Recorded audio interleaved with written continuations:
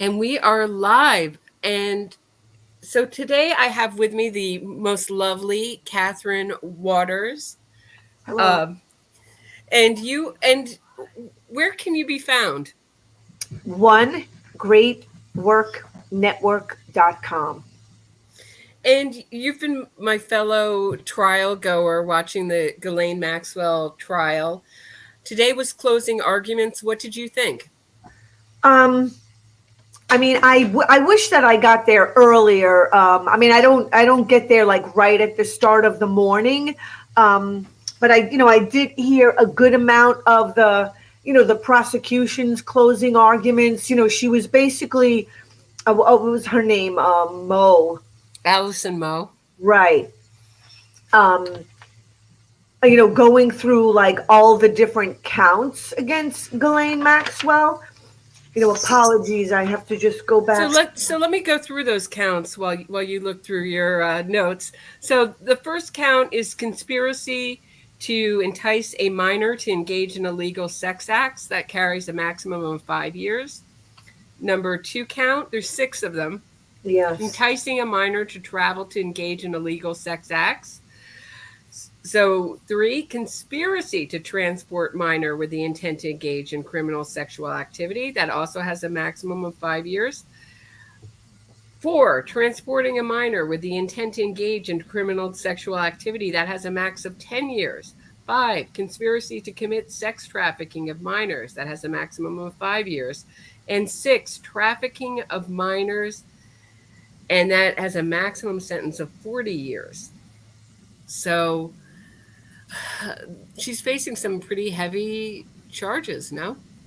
And yeah, and I hope she, of course, that she does get it. I thought the defense's closing arguments were actually pretty good myself. I mean, like if they are based on fact, then what the defense said was like worrisome to undermine the prosecution. But then when the prosecution did their rebuttal, and then also when the judge read the jury, the instructions, even the judge said that, as long as, the offenses, according to your own, you know, common sense, like fall, if the jury believes that, the witnesses are credible, as long as the offenses fall within a reasonable time frame. It didn't have to be the exact dates. Like the judge even said that in her instructions to the jury. And the prosecution, Comey, also said that in her rebuttal, which, exactly, so it makes somebody like a criminal, just because they don't remember exactly when something took place. So basically, what Allison Moe did was she broke down all the charges and explained them to the jury. And if you find this, then you have to vote this way. And if you believe this witness, then you have to vote this way. And she went through it. It took 2.5 hours. It was a very long closing arguments. And then when it came time, Laura Menninger, who is really the nastiest woman, she's from Colorado. She's one of Maxwell's Colorado lawyers. It has been written in the press that Maxwell has paid $7 million for this defense team. I'm not surprised. And Menninger has been really nasty to the victims on cross examination, really um, aggressive.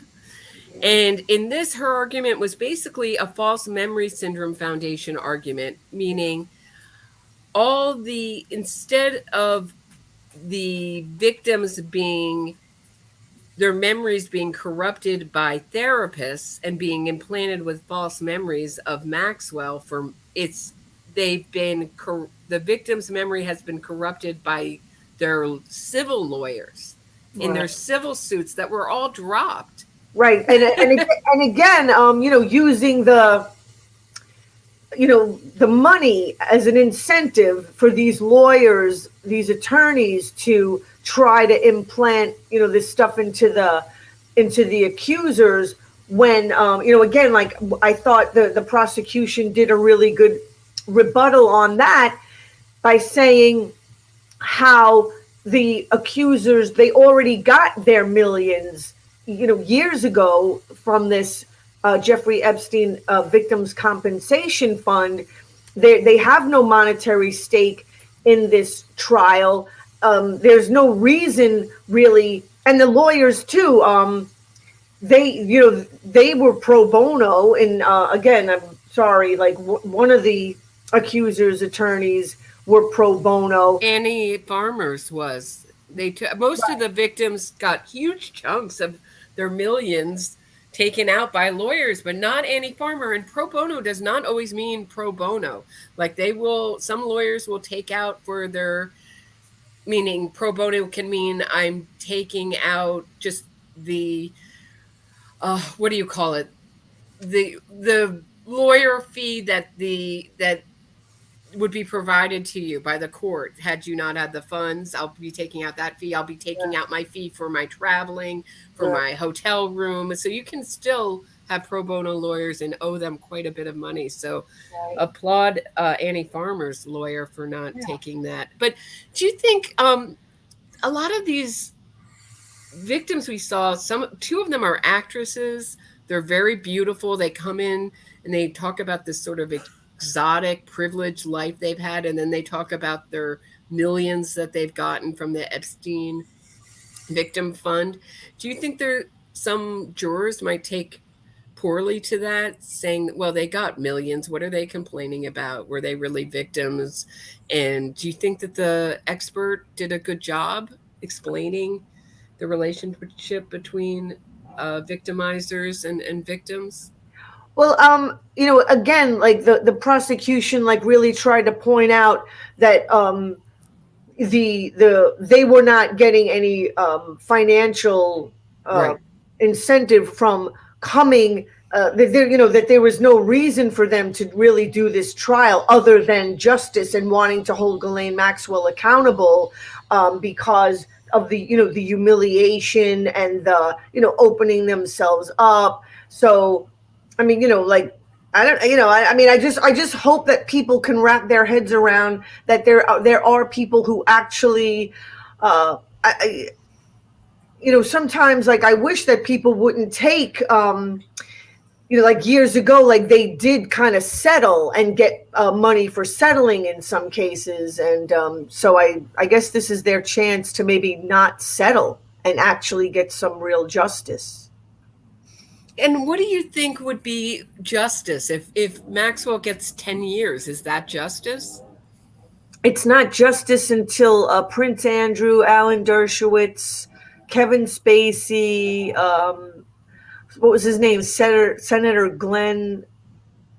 Um, He he's dead, isn't he, Senator Glenn? Or is he still alive? I have no idea. I thought he was dead, but maybe he's still alive. The astronaut, yeah. Bill Richardson is another one. I mean, the list is enormous. He The who, client list is yeah, something. Lex Wexner. Mm, Um, yeah, I mean, Bill Gates. oh my God. I mean, was he? Did anybody accuse him? Like, I mean, I know that he His was. wife accused him of being deeply involved with Epstein, and that was the reason she said she was filing. One of the reasons she was filing for divorce. Oh, good for her. Wow, somebody's got some. I mean, why doesn't she just be like Ghislaine Maxwell and just recruit people? Yeah, and Menninger compared the painting of Maxwell as a cross between Cruella de Vil and The Devil Wears Prada, Yeah.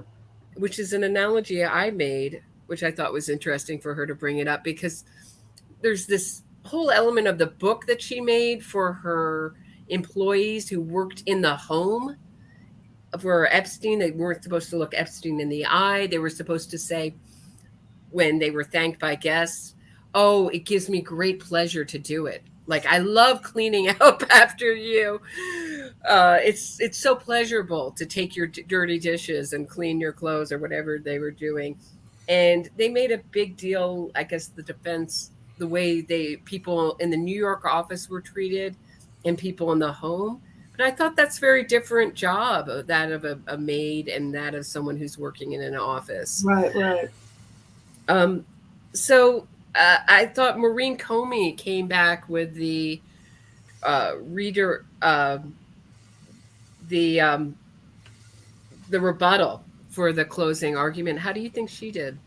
No, I thought she did. I really did. I mean, I was like grateful, um, I mean, just to have people like on the side of these victims, and to, to just basically go back to just like really basic things. Again, like to just keep pointing out that they're not getting anything out of this. They're just, they want to see justice done. I mean, Jeffrey Epstein died, so he got away with it. I mean, come on, like, so what the hell? I mean, isn't anybody going to be held accountable? Again, like, I'm just going back to my notes, and yeah, I mean, it was a really lengthy. I mean, listening to that defense, like, go through all of the, she spent like 45 minutes alone just trying to discredit, Kate's testimony. And, like, I mean, one minute the defense refers to Jeffrey Epstein as a master manipulator. And then, like in another speech they're giving, they make Jeffrey Epstein, out to sound like this wonderful, generous, giving person with absolutely no strings attached, just doing it out of the goodness of his heart, and gifting his employees, their children, paying their all of his employees kids' tuitions. And I mean, come on, it's like nobody's going to do that unless there are ulterior motives. I mean, especially in a case like this. Right. And speaking of gifting, we heard what Epstein gave Maxwell, $30.7 million. So in 1999, he gave Maxwell 18.3 million. In 2002, he gave Maxwell 5 million. 2007, 7.4 million. Uh, what was he? I mean, nobody's ever given me that kind of money. Right. What kind of I mean, some of this was supposed to be for a helicopter or buying him a helicopter.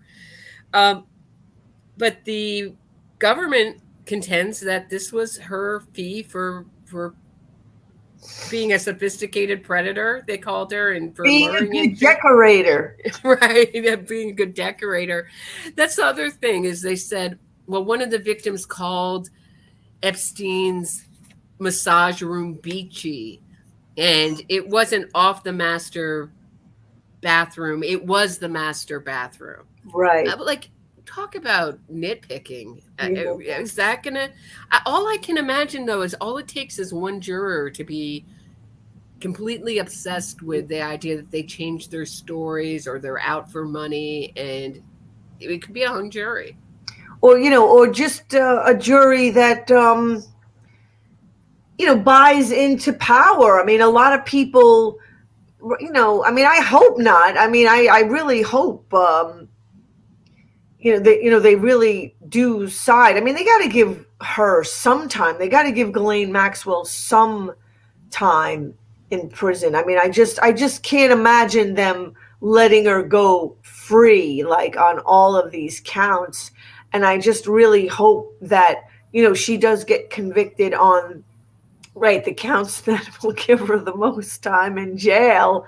And like today, I took like a lot of notes. I mean, I have like, like pages. And so, as you're talking, like, I was able to find, my page where, you were just mentioning the money that Jeffrey Epstein gave Ghislaine Maxwell. In total, it was like 30 points, I think 7 million, while, they keep talking about the accusers, like, right, they got like hundreds for doing massages, but Ghislaine Maxwell got millions. Right. That was a great point. And but I want to go back to the defense said that there's two victims who described, there may have been more, and I may be Maxwell massaging their breasts. Yeah. Uh, Two that come to mind now. I may have missed more, but the defense basically manager said in her closing that Maxwell was massaging their chest, their upper breast, never touched their nipples, and it was because their pectoral area was in there. I mean, this is wild. I couldn't believe she went there. I mean, I actually used to be a massage therapist, and I did massages for like some pretty famous bands. I'm not going to say who. I'm just not even going to bother. But I mean, I was always very like respectful. I always like held like the most high standards of like decency and professionalism, and I mean, again, exactly. I mean, the only reason to touch like a breast area is, when you're giving yourself like a mammogram test, or like a self like breast exam or something. And, and what reason would there be to massage a 16-year-old or a 15-year-old, or right on the chest area, like even right, the pectoral muscles? It's like it's not a typical place where you get tight. right? It's so bizarre. I just thought her clothes was really odd, that if she just nitpicked enough and said, well, they didn't mention this and they got this wrong, or this date, or if she nitpicked enough, maybe she could get them to forget about all the charges and all the corroboration that they had against Maxwell. The victim stories were so corroborated by Yeah. FedEx records, by flight logs, by the boyfriends of these women. I think probably the most shocking. What do you think has been the most shocking part of this trial? Oh my goodness. I mean, I felt bad for Carolyn. What her life, like seems to really have been destroyed. And see, like, what's really sad and tragic for someone like her is even getting the monetary compensation out of it didn't serve her. It could, not for nothing, but she could have very easily, OD'd on that money, like using it to, so I mean, people think money is justice, and I mean, it isn't always. I mean, when it's in the wrong hands, she was, but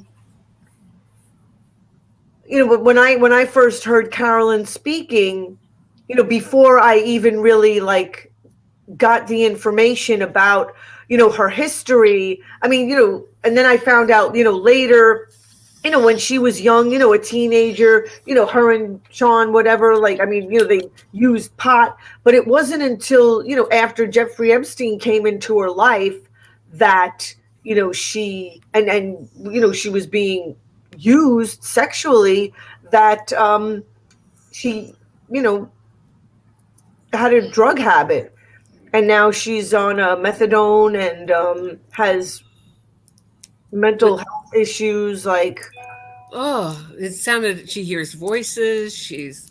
It just sounded like really sad.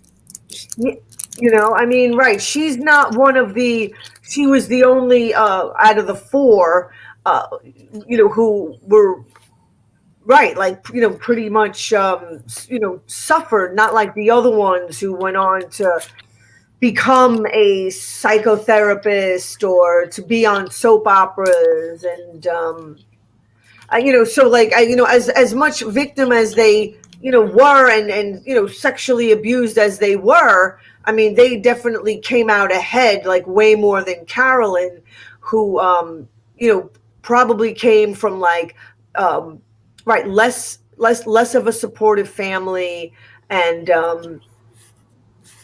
had issues like before she got involved with Jeffrey Epstein and Ghislaine Maxwell. I thought was very shocking. The most shocking thing about this trial that I was not expecting was the people that worked for Epstein, the two pilots and the woman who worked, Kimberly, who worked in Maxwell's office. Right. And when they are asked, all of them, all Was three of that them, Espinoza? Espinoza, yeah, Kimberly Espinoza, she came in and she was making kind of googly eyes at, at Maxwell, like, oh, my favorite boss kind of thing. And when they're asked, did they ever see anything? Did they ever see any underage girls? Oh no! I mean, everything, all their language was the same. No, I did not. It just not believable. That I think they saw a lot. Right. And that was the, and I still wonder about that pilot who became Rogers, who became he was the main pilot, then he became a co-pilot, and Larry Visosky was like into everything. He was doing their stereo equipment, installing it, and seemed he's the one who got the big plot of land from Epstein. So it seemed like, unless you were an idiot,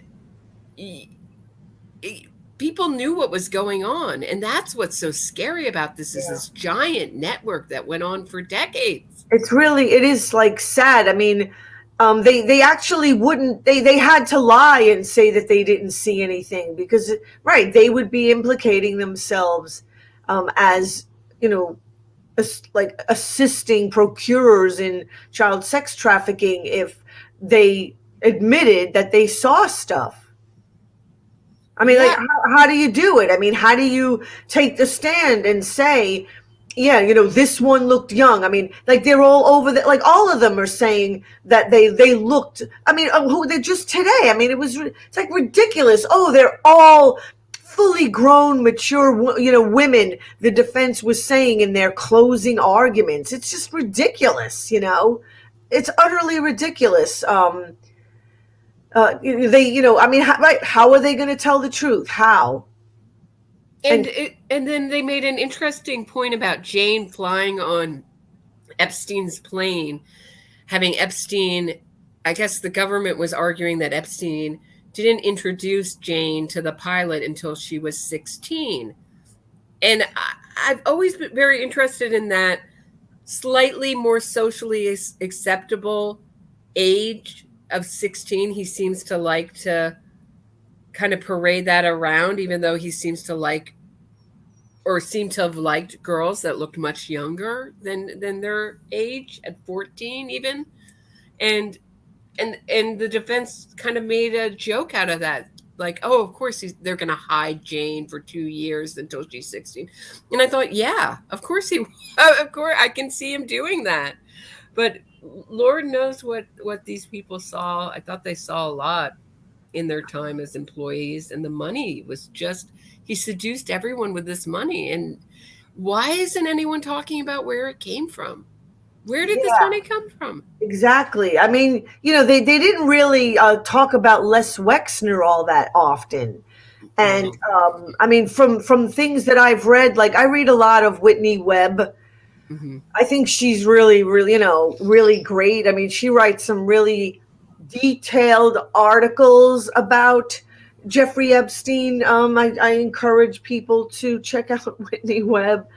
And exactly, like that's where he got all of his money. I mean, he was like a finance manager or whatever for Les Wexner, this guy that had but he never made a trade, is my understanding. So how do you manage someone's money and never make a trade? Well, I mean, I'm not like managing, being like a stockbroker or anything like that. Okay.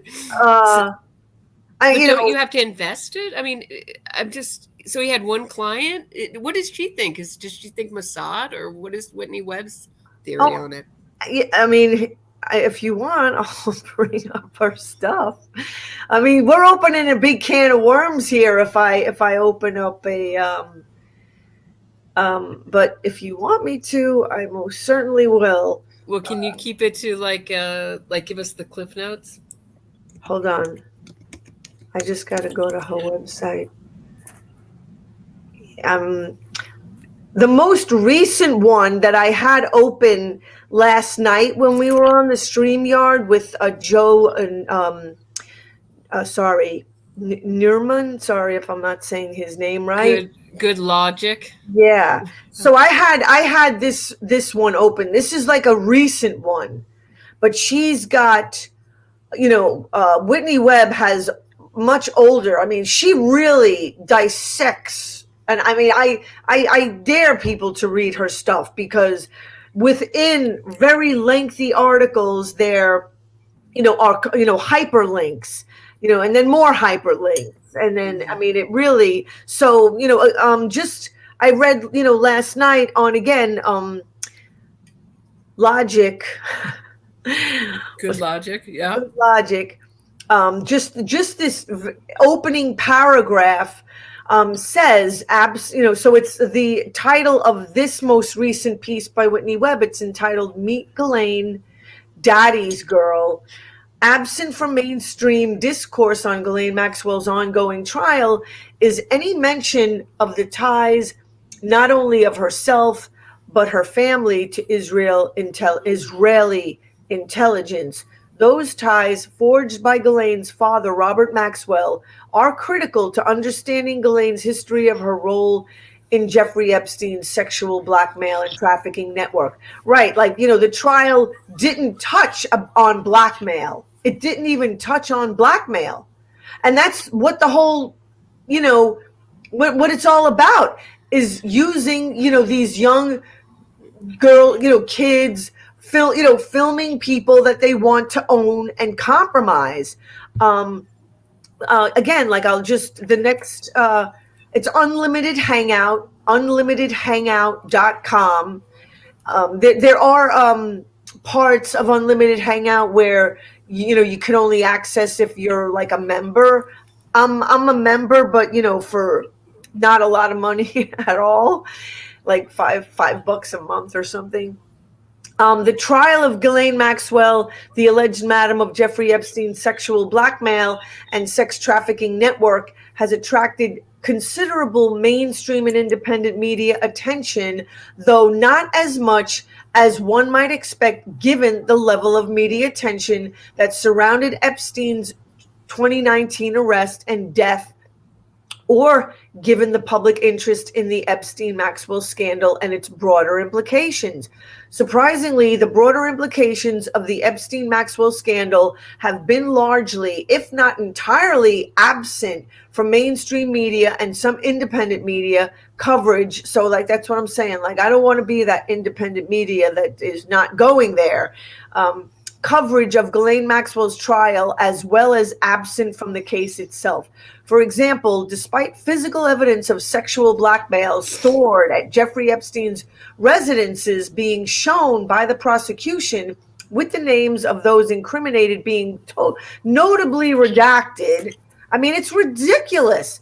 The prosecution chose not to mention even the potential role of blackmail in Ghislaine Maxwell's activities and motives as it related to her involvement in sex trafficking activities alongside Jeffrey Epstein. Not only that, but the names of Ghislaine's close contacts and even some of her defense witnesses.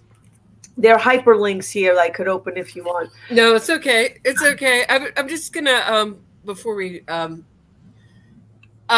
we have some arguments in the chat. Do you feel that some people are saying she's anti-Semitic? And then someone says, this is Sis Hamat says, Webb's typical argument goes like, X is a Jew, X mother was Israeli intelligence, hence X is Mossad. Do you think that's fair, or do you think that's not fair about her work? Yeah, people always like to bring up this anti-Semitism stuff. I mean, so I don't get it. I mean, are Jewish people or Zionist people like infallible angel people? I mean, I don't get it. You're never, every time you criticize them or implicate them, you're anti-Semitic, Again, I would love to walk around accusing everybody, I don't know, whoever had something to say about me and just, like label them, I mean, it's fucking ridiculous. So, right, so it's like someone would have a criticism of you. Your I mean, argument is that, and you say, "Oh, you're anti-woman because you don't like me," or something like that. I'm Is that going to be honest. I was chosen twice, for a peace delegation to try to go to Gaza. I stick up for the vulnerable. So I don't care what, race, creed, or whatever anybody is, or what race, creed, color the abusers are.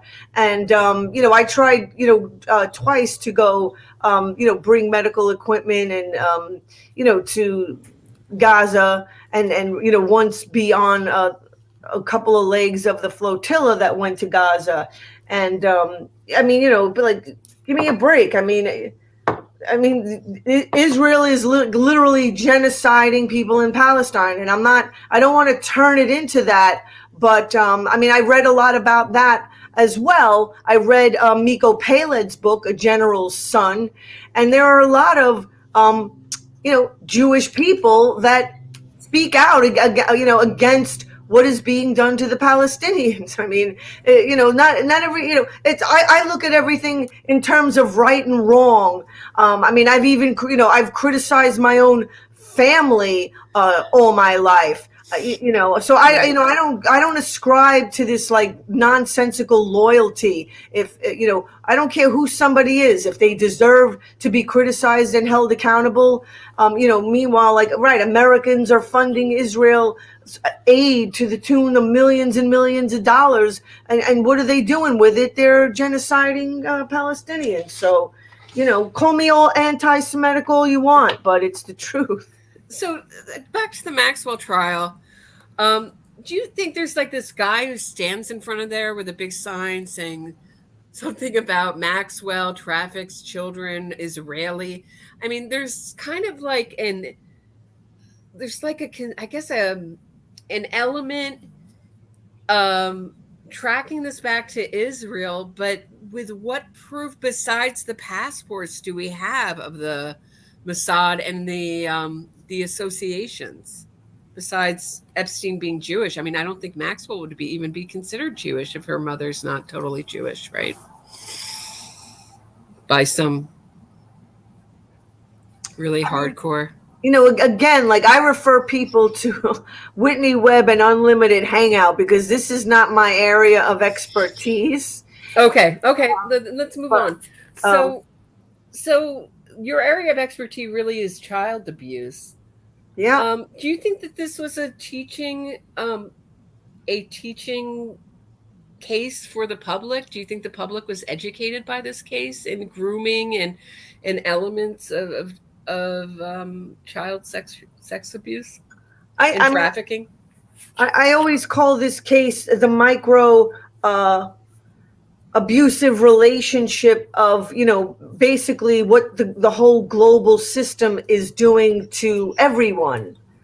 This is giving, the world, the public of the world, the world population, a clear view as to what the elites and those in power think of the people. And Maria Farmer, again, in an interview with Whitney Webb, and it's on Unlimited Hangout, she explains to Whitney Webb what the elites, the so-called elites, think of the people, that what they thought of her and the other accusers, and not accusers that are not part of this case, and they're just like literally nothing. They are to just be used, and that is literally what the United States governmental system, the monetary system, and the global system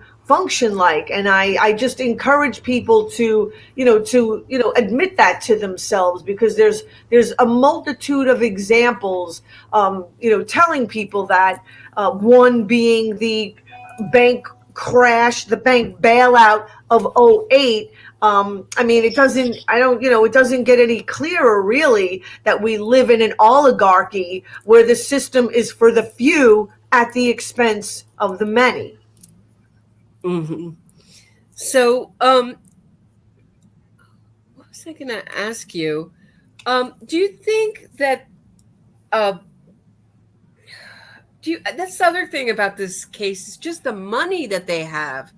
The absolute they're they're paying each other millions like it's nothing. Like they're loaning each other $5 and the helicopters and these properties, these giant properties with even the makeshift trailer that he had while he got his place renovated in New Mexico was enormous, and just this lifestyle where you go to your private island and he's getting sand and and palm trees imported, so he wanted his beach more sandy. I mean, this is a lifestyle that I can see the contempt. They think they're the smartest, most, and there is.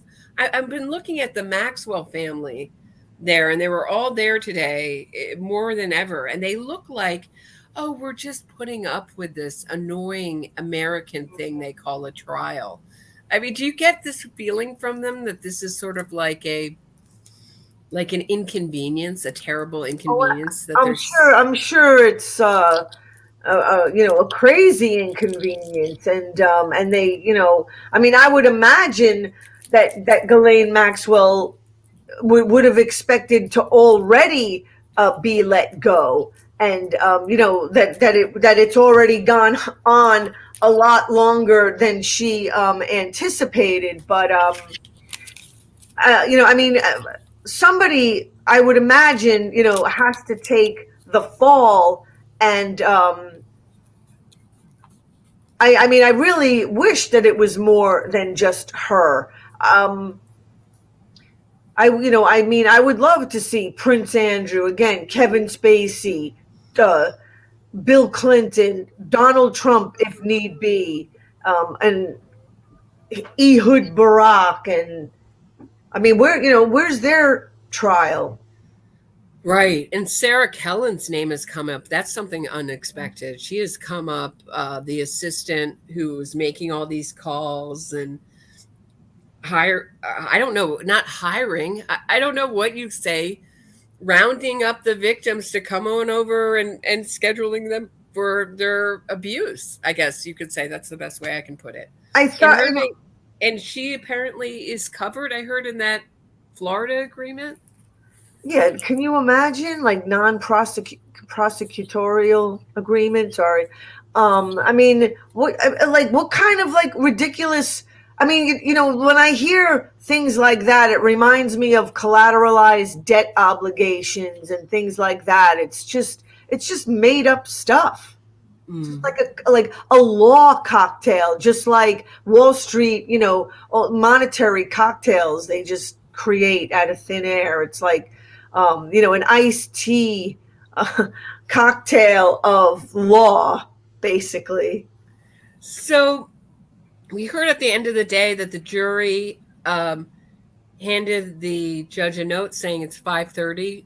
The judge had suggested that the jury might stay till 6 o'clock today, deliberating. I left at about 4:30. I mean, I really did my best to sit through. I mean, I started actually taking notes and trying to write down the instructions from the judge. And then I literally had to give up because it was just, I mean, and she spoke fast and literally went on. Like I said, like she started at like 3:15. It was close to 4:30. And I just, I just couldn't stay any longer. I mean, I thought it was really Yeah. interesting. I got to So tell so you. my question is that a good sign, or is it a nothing sign? Is it just a sign that they're tired and that they left at 5:30 and didn't stay till 6 o'clock? Can we read anything into that? Um, I mean, so the judge asked them if they wanted to stay till 6. Is that what you're saying? And they said She no. said they may stay till 6 if they want to, and they sent a note saying it's 5:30. We're going home. We'll see you tomorrow. Oh yeah, So I guess because they I mean, deliberated for an hour and they were I w- done. I was wait a minute. They deliberated for an hour. They're done? They're done for today. For today. For Okay, today. They're coming back tomorrow. right. Sorry. I mean, like when is the jury gonna just go and is that starting tomorrow? They went for an hour today talking. I guess they took a vote. I can imagine. I don't know this for sure. I'm imagining in my head what went on in the jury room. I imagine they took a vote as they Okay, usually do. so then they started again deliberating at about 4:30 then when I like They started for deliberating for the first time at 4:30 today. They ended at 5:30, and then they're coming back tomorrow until they get a verdict. Hopefully it won't be hung jury. So, which way would you predict that this is going to go? And then I'm going to wrap it up because I'm kind of exhausted. But I mean, like I said, I mean, I could only hope. Right.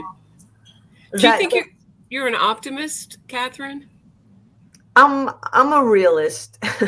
Yeah. I mean, I get it. I mean, I really do. Like I'll just like do the math. Like that's all. Like the ugly math. I mean, I've kind of been that way all my life. But it's a bit of a paradox because I believe that the more you just do the truth and look at the facts and the data, that's how things do get better. Like people kind of tend to be optimists by denying reality. And that's not being an optimist. That's actually creating and wreaking havoc and ensuring havoc is going to occur. If you really want to solve problems and fix things, you have to, face the ugly facts. And, so that could be, facing the ugly facts can actually be, optimistic at the same time that it's like being realistic. Catherine, where can people find you? You're at one more time? OneGreatWorkNetwork.com. Anywhere else? You're on BitChute? You're on YouTube? Well, yeah, but like I post my BitChute and Odyssey and other stuff. It's all like it's pretty much on the One Great Work Network. Excellent. And you are Catherine Waters with a 2 T's and an S? Right. I love that you say that. You're very smart. Thank you so much for doing this, especially at the last minute. Thank you, Roberta. I really appreciate it. I'll see you tomorrow. Okay. Bye.